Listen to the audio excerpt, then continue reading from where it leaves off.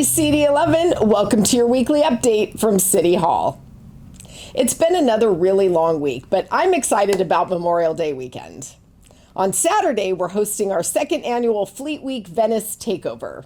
Active duty men and women will join us at 10 a.m. for a beach cleanup with Hilda Bay. And then after the cleanup at 11 a.m., we're going to be doing a flag raising ceremony before heading over to the Venice Skate Park for a live performance with the military band.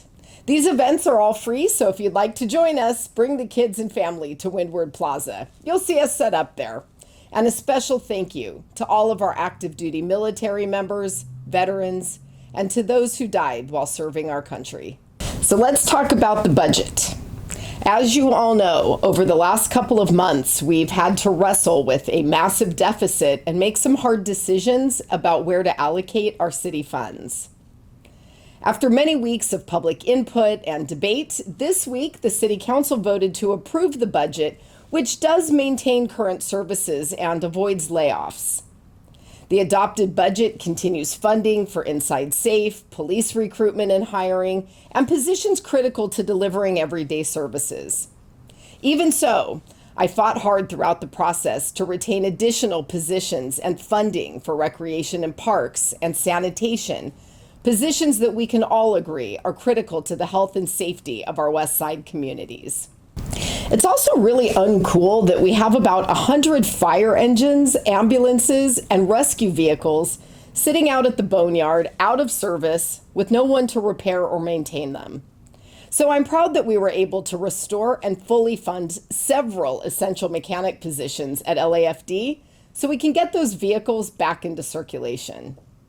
Also, during yesterday's budget deliberations, I introduced motions to advance various projects which have now been referred back to the Budget and Finance Committee.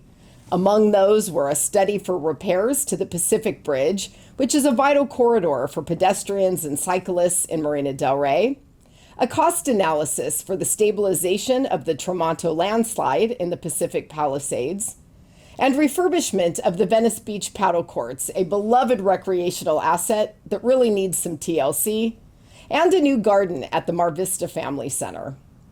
Because of the budget impact, those motions were referred back to the committee for further consideration. Ultimately, the hard reality is that we have zero cushion in the budget, which means we won't be able to increase any levels of service or offer any new or expanded programs. Even so, we're going to do the best we can with what we have, and we're going to keep working to deliver the better 11 that you deserve. Once the budget is signed by the mayor, I'll keep you updated with additional information about improvements and projects that we secured for you and the 11th District. On the legislative front, I wanted to share that over the last several months, my office has been looking into the status of our city's supply and pipeline for interim and supportive housing. Despite spending hundreds of millions of dollars to acquire motels and apartments, purportedly to address the homeless crisis, we know that hundreds of those units are sitting vacant.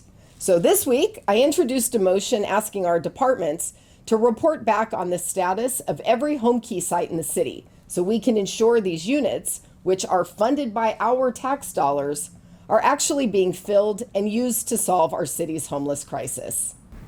I hope you have a great long weekend, CD11, and I'll be back next week with more updates.